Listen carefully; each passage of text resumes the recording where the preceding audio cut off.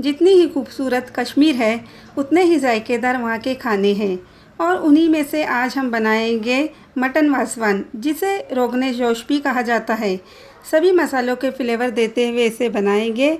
अस्सलाम वालेकुम। सबसे पहले मैंने आधा किलो गोश्त ले लिया है और इस तरीके के उसके बड़े बड़े पीसेस ले लिए हैं। तो यहाँ पर मैं सबसे पहले दही ले लेती हूँ आधा कप और उसके अंदर मैं कुछ मसाले शामिल करूँगी। इसे अच्छी तरह मिक्स करना है। तो यहाँ पर मैंने चुटकी भर ज़ाफ़रान ले लिया है इस तरीके से। इससे कलर बहुत ही अच्छा आता है और खुशबू भी बहुत ही अच्छी आती है। अब इसके अंदर डालेंगे 1 टीस्पून कस्तूरी मेथी, 1 टीस्पून इलायची पाउडर और 1 टीस्पून इसके अंदर जाएगा सौंफ का पाउडर। सभी चीज़ों को इसके अंदर डालना है और अच्छी तरह मिक्स करना है। इन मसालों से रोगन जोश में जान आ जाएंगी और खुशबू भी बहुत ही अच्छी आएंगी। इस तरीके से इसे अच्छी तरह मिक्स करना है कि इसमें कोई भी लम्स ना रहे और सभी मसाले अच्छी तरह मिक्स हो जाए और दही भी अच्छी तरह स्मूथ हो जाए। तो यहाँ पर मैंने एक नॉन स्टिक कढ़ाई रख दी है गैस के ऊपर और इसके अंदर मैं इस चम्मच से 2 बड़े चम्मच ऑयल डाल देती हूँ। ऑयल जैसे ही गर्म हो जाएगा इसके अंदर मैं डाल दूँगी कुछ मसाले। तो यहाँ पर मैंने साबित मसाले लिए हैं। इसके अंदर 3 तेज़पत्ते, 4 से 5 हरी इलायची, आधा टीस्पून काली मिर्चें, 2 बड़ी इलायची और 2 से 3 इंच का दालचीनी का टुकड़ा ले लिया है। इसे मैं इसके अंदर डाल देती हूँ और कुछ सेकंड तक अच्छी तरह इसे मैं फ्राई करूँगी। इस तरीके से मैंने 3 बड़ी प्याज ले ली थी और उसे अच्छी तरह कट कर लिया है। इस तरीके से कट करने के बाद उसे मैं अच्छी तरह फ्राई करूँगी जब तक कि इसका कलर गोल्डन ना हो जाए। उस तरीके से इसे फ्राई करना है। इसे जल्द फ्राई होने के लिए मैंने 1 टेबल स्पून के करीब नमक डाल दिया है। 1 टेबल स्पून इसमें अदरक लहसुन का पेस्ट डाल देती हूँ। प्याज देखिए अच्छी तरह फ्राई होने के बाद ही इसके अंदर सभी चीज़ों को डालें। 1 टेबल स्पून इसमें जाएगा धनिया पाउडर, 1 टीस्पून इसके अंदर जाएगा गरम मसाला पाउडर और 1 टीस्पून इसके अंदर जाएगा ज़ीरा पाउडर।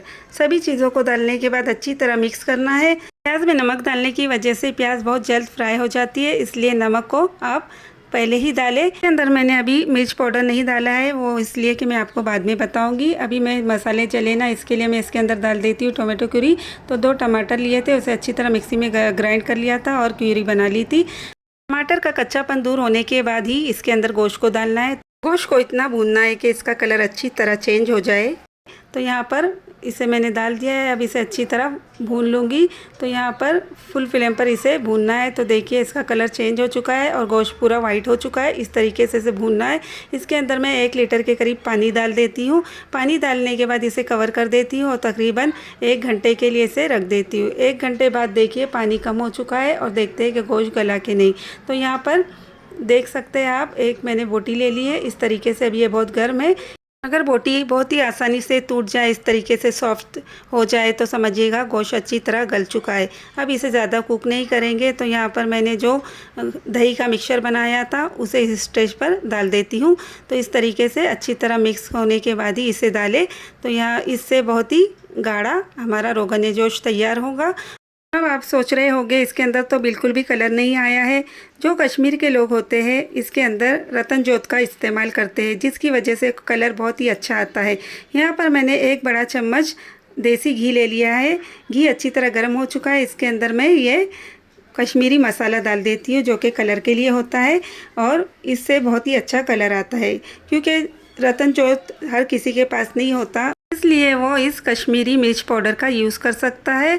लेकिन इस बात का ध्यान रखना है कि जैसे ही घी गर्म हो जाए तो गैस का फ्लेम बंद कर दे और फिर उसके अंदर कश्मीरी मिर्च पाउडर डालें। इसकी वजह से मिर्च पाउडर बिल्कुल भी जलेगा नहीं। इसे मैंने डाल दिया है और देखिए ज़्यादा कुक नहीं करना है। अब इसे निकाल लेती हूँ मैं एक डिश के अंदर। बहुत ही खुशबूदार रोगन जोश बनकर तैयार हो चुका है।